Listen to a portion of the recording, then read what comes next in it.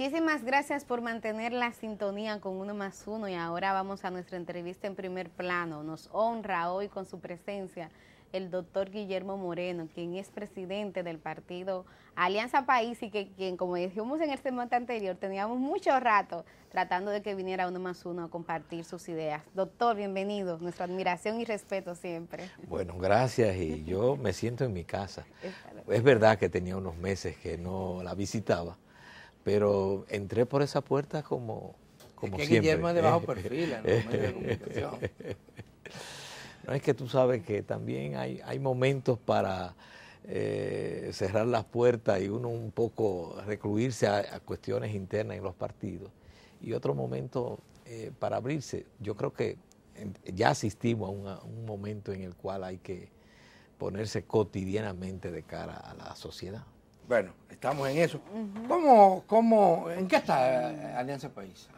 Bueno, Alianza acaba de iniciar la campaña nacional de afiliación que habíamos postergado en varios momentos por el tema de la pandemia. Cada vez que teníamos que la íbamos a iniciar en septiembre, porque de acuerdo a nuestro plan político teníamos que hacer un proceso previo de reestructuración del partido en todos sus organismos, las membresías, las afiliaciones, etcétera. Y entonces estábamos en ese esfuerzo. Y entonces al culminar ese proceso venía la campaña nacional de afiliación. Pero entonces vinieron 3 cepas. Delta, Omicron, y cada vez que íbamos a iniciar, entonces no podíamos, porque una campaña de afiliación que se hace, entre otras, se hace por las redes, pero se hace también territorialmente, presencialmente, hablando con la gente. Entonces no podíamos en medio de esa... Guillermo, ¿por qué un ciudadano común debería afiliarse a Alianza País? Porque Alianza País es una propuesta que hace política seria y en serio, porque Alianza País tiene una propuesta de transformación de esta sociedad, no de maquillar. Nosotros tenemos desde la caída de la dictadura de Trujillo una serie de experiencias de gobierno, y a excepción de los 7 meses de Bosch, en el cual hubo una propuesta realmente de transformación democrática, lo que hemos tenido son gobiernos que lo que hacen es maquillar e incluso desdecirse respecto de lo que plantearon en la oposición. Nada más llegar al gobierno y terminan repitiendo el mismo librito, las mismas pautas de los gobiernos anteriores. ¿A qué se debe de eso? Bueno, porque representan una visión que es común. Es decir, por ejemplo, nosotros ahora, desde hace ya unas 3 décadas, estamos bajo la dirección del neoliberalismo. Este gobierno que tenemos actualmente, que prometió un cambio, ha venido reproduciendo, en algunos aspectos profundizando, lo que es el modelo neoliberal, que es el modelo que instauró precisamente el PLD desde el año 96, con todo el proceso de privatización de las empresas, y lo llamaron capitalización. Entonces, ese es el poder permanente. El poder permanente es ese modelo. Los sectores económicos, las minorías oligárquicas que representa ese modelo. Entonces, una propuesta como Alianza País es de ruptura con eso. En la propuesta de Alianza País nosotros vamos a superar el neoliberalismo y nosotros vamos precisamente a instaurar, a plantear, a desarrollar un modelo que, apoyándose en la gente y con la gente, entonces desarrolle este país por otro curso, no por el curso del neoliberalismo, que todos sabemos lo que ha traído en América Latina. Busquen un país de América Latina bajo el peso del neoliberalismo, ¿y qué tenemos? Concentración de la riqueza y reproducción de la pobreza, negación de derechos, privatización de los derechos ciudadanos. La salud se ha convertido en un comercio, en una mercancía. La educación es una mercancía, y cuando digo mercancía lo quiero decir literalmente. Es aquello, una mercancía es algo que yo la obtengo si pago por ella. Bueno, en la República Dominicana Usted tiene salud si usted paga por ella. Y por tanto, ¿quién tiene derecho a la salud? Quien puede pagar. Y eso es una minoría, finalmente. Y los sectores medios que quieren tener ese derecho, acceder a ese derecho, como profesionales, como en el comercio, ¿qué tienen que hacer? Vivir como viven, en una agonía. ¿Cuál es el Estado? ¿Cuáles serían las características del Estado ideal que Alianza País desearía? Bueno, nosotros pensamos que superar el neoliberalismo tiene que ser por un modelo de desarrollo productivo, compartido, es decir, y que garantice el bienestar colectivo. Nosotros tenemos que orientarnos hacia eso. Es decir, nosotros no podemos seguir reproduciendo la visión en la cual el hecho de que una minoría se enriquezca, entonces boronea al resto de la sociedad. No, nosotros queremos otra distribución, hoy se habla, queremos otra distribución. ¿Cómo se puede romper con eso? ¿Cómo se puede romper con eso? Porque tal vez la gente que nos está viendo no entiende mucho lo del neoliberalismo, puede ser que sí, pero está sufriendo las consecuencias y lo comentábamos en el segmento anterior con lo que está pasando en la salud y usted lo ha dicho. Entonces, ¿cómo se puede romper con ese ciclo, Guillermo? Cambiando. Lo primero es cambiando de dirección política, es decir, los partidos que se vienen eligiendo en la República Dominicana reproducen una lógica. ¿Quiénes financian esos partidos? ¿Cómo llegan esos partidos al poder? Precisamente auspiciados por los sectores que luego son sus grandes beneficiarios. Los programas que todos estos partidos, incluyendo el actual, realizan, no es el programa que le presentan a la sociedad. Ese es el con el que demagógicamente se venden a la sociedad. El programa que ellos terminan realizando es el programa de esas minorías oligárquicas que son el poder permanente en nuestro país. Entonces, si la sociedad no se decide a apoyar, a ser parte de una propuesta que abiertamente, como Alianza País, plantea la transformación de esta sociedad, no el maquillaje, no la componenda, no la corrupción, no la impunidad. Hoy, el Estado Dominicano, ¿cómo pasa en la mayoría de los ¿Ustedes creen estados? que es posible? Y escúchame, porque si en esto no le ponemos pasión a las cosas, ¿tú crees que es posible que en este país se esté hablando de la posibilidad de que esa serpiente de dos cabezas en que se ha convertido el PLD pueda volver al poder? ¿Tú sabes lo que implica aquí ese retroceso? Que después que pasamos 20 años con los gobiernos más corruptos desde la caída de la dictadura de Trujillo, se esté hablando de esa posibilidad para retornar precisamente a una clase política que durante 20 años desgobernó este país, se apropió del patrimonio público, privatizó los derechos.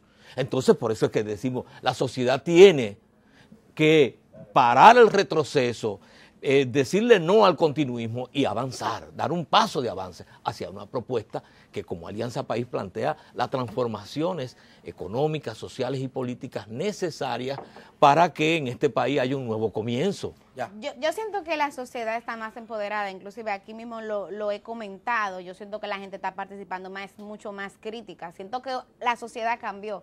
Ahora bien, Guillermo, ¿qué pasa en República Dominicana? Que no hemos podido ver cómo estas propuestas progresistas, que son realmente alternativas, se impongan en las urnas. Yo comentaba anteriormente el caso, por ejemplo, de Chile. O sea, ¿qué pasa? Que la gente a veces se siente presa de ese bipartidismo y ese a veces escoger el menos malo y no optar por una transformación más profunda. Sí, en eso tenemos todos muchas responsabilidades.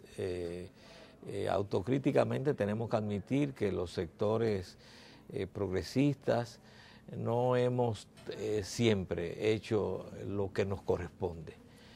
Muchas veces no hemos propiciado el esfuerzo unitario de manera tal que permita que entre todos podamos potenciar este esfuerzo. En ese sentido tenemos que ser autocríticos y eso ha abierto el espacio para que los sectores que quieren permanecer y que tienen los beneficios de este modelo entonces continúen. Por ejemplo, durante esos 20 años del PLD, una de las cosas que hizo el PLD fue cortar la memoria histórica del pueblo dominicano. Es decir, todo lo que había sido un proceso que venía desde el fin de la dictadura, lo que fue la expedición, la lucha por destrujillizar este país, la revolución de abril y todo el proceso de lucha por las libertades democráticas que se dio. El PLD se encargó durante esos 20 años de borrar, de tratar de borrar la memoria, y por eso nos encontramos con muchos jóvenes y no tan jóvenes que se han desvinculado, que parece que como que no hay una historia anterior. Eso no pasó en Chile. En Chile nosotros nos encontramos hoy en la dirección de ese proceso gente que viene del 73, es decir, que viene de la experiencia de Allende, y hay una continuidad. Inclusive generacional. Generacional. Entonces hay una continuidad. En nosotros, uno de los daños que hizo ese Partido de la Liberación Dominicana fue precisamente tratar de borrar nuestra memoria histórica. Ya. Y aquello del Nueva York chiquito y todas esas cosas que vimos que pasaron ahí, buscaron desarticularnos. Ya. Por eso nosotros ahora tenemos que hacer ese esfuerzo. Tenemos que hacer el esfuerzo de articular una propuesta donde todos los sectores que propugnamos, que queremos producir una transformación en este país, podamos entonces encauzarnos en un solo base. Hay un tema serio y es que la política de los grupos llamados alternativos a veces no concuerdan con el interés colectivo o no lo entienden a nivel popular, a nivel social.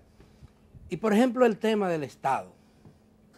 El Estado se ha reducido, en mi impresión. Hay quienes dicen que ya nuestras naciones, incluyendo la República Dominicana, la dirigen las corporaciones económicas más grandes del mundo y a nivel local. Ya no son los partidos que llegan al poder, ya no son los agentes políticos que participan en los tres poderes del Estado, principalmente en el Congreso y el Poder Ejecutivo, sino las grandes corporaciones que se la ingenian para imponer su interés. Siempre ha sido así.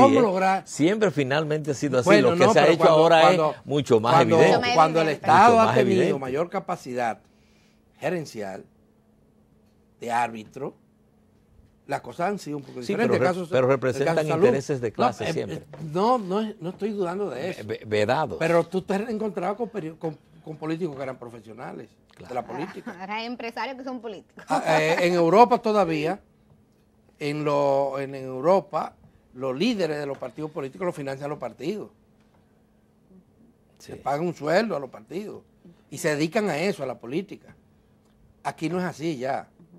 Aquí tú tienes muchos funcionarios públicos que nunca militaron en los partidos. No, que son empresarios. O hay instituciones públicas que le obedecen a grupos empresariales por encima de quien esté administrando esto. Entonces, ¿cómo vamos a revertir esa situación?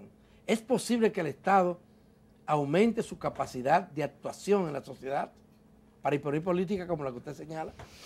Mira, lo primero que tenemos que hacer es rescatar la política.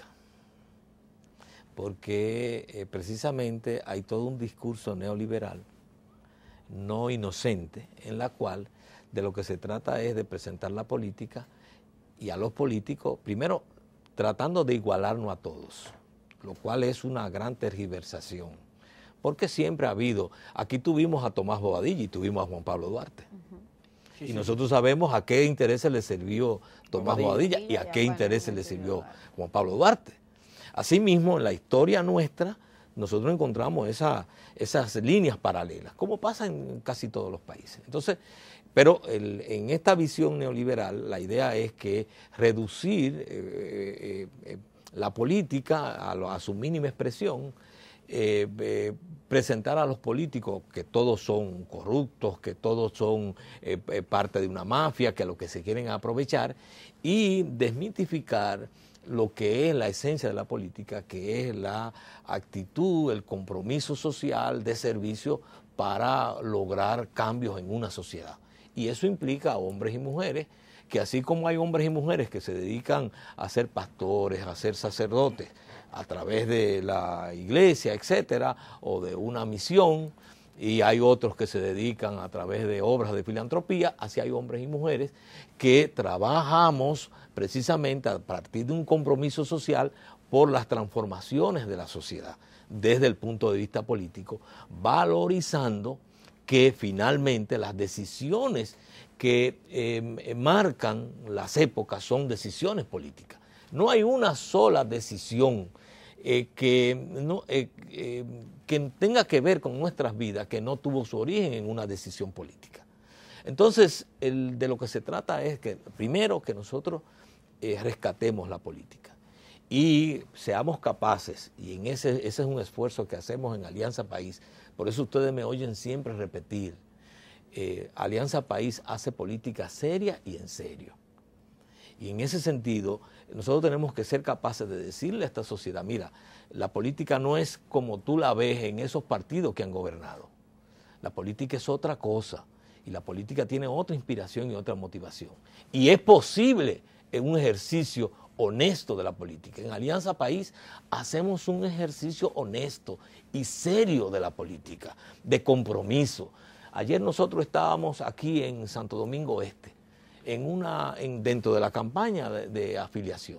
Yo estaba acompañando a ese equipo. Al mismo tiempo se estaba haciendo en Santiago, en San Pedro, en San Francisco, en Nueva York, la comunidad y en el distrito. Entonces estábamos acompañándolo, hablando con la gente y interesándonos en los problemas de la gente e invitando a la gente a participar.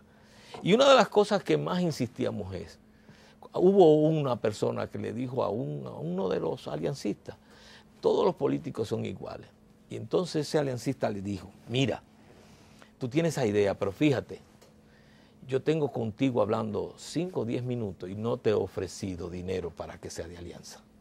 Tú nunca vas a encontrar en Alianza País que te estemos ofreciendo dinero, porque te voy a hacer una advertencia.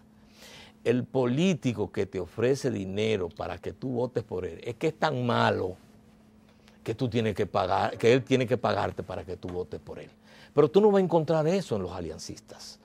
Tú lo que vas a encontrar es lo que yo te estoy diciendo. Acompáñanos, participa, juntos trabajemos para transformar esta comunidad, para levantar un discurso distinto. Entonces tenemos que rescatar la política y desde la política evidentemente transformar los partidos y desde los partidos transformar la sociedad. Por ejemplo, no podemos estar conformes.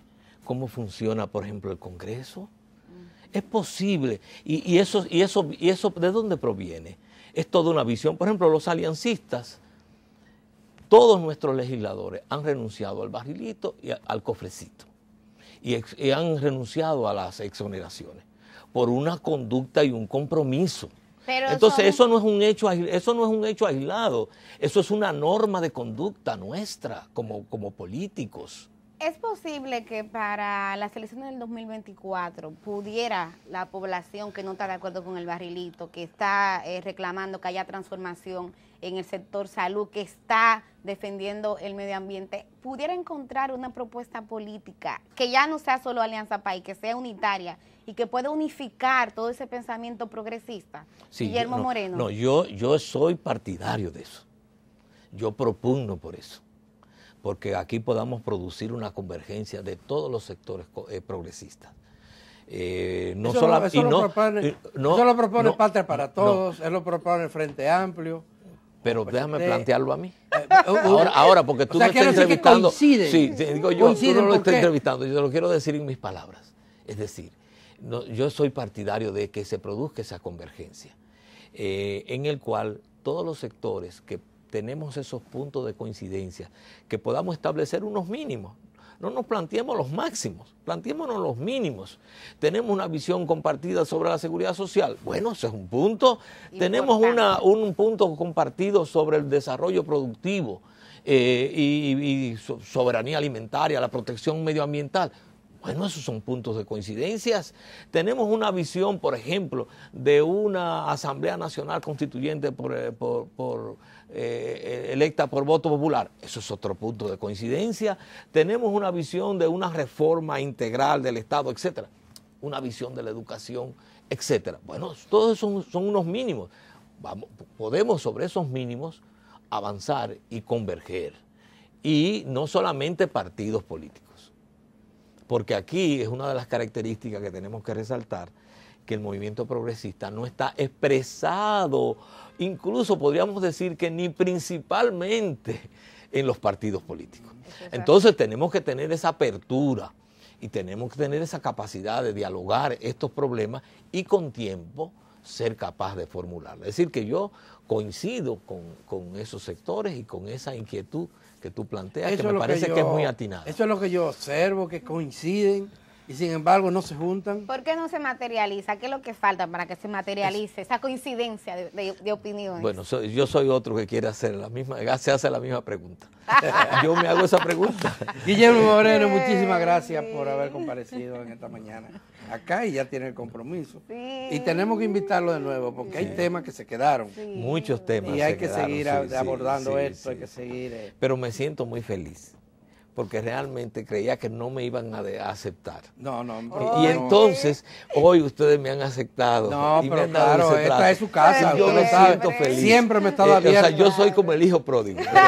Siempre me he estado abierto a esto y somos nosotros que insistimos para que venga. Claro. Como lo hacemos con otros sectores. Esto sigue siendo un foro abierto.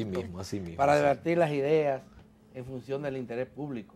Señores, vamos a pausar y cuando volvamos, entonces vamos a conversar con un periodista mexicano. Martín Ramírez. Sobre una cumbre de periodismo que se va a realizar mañana aquí en el país.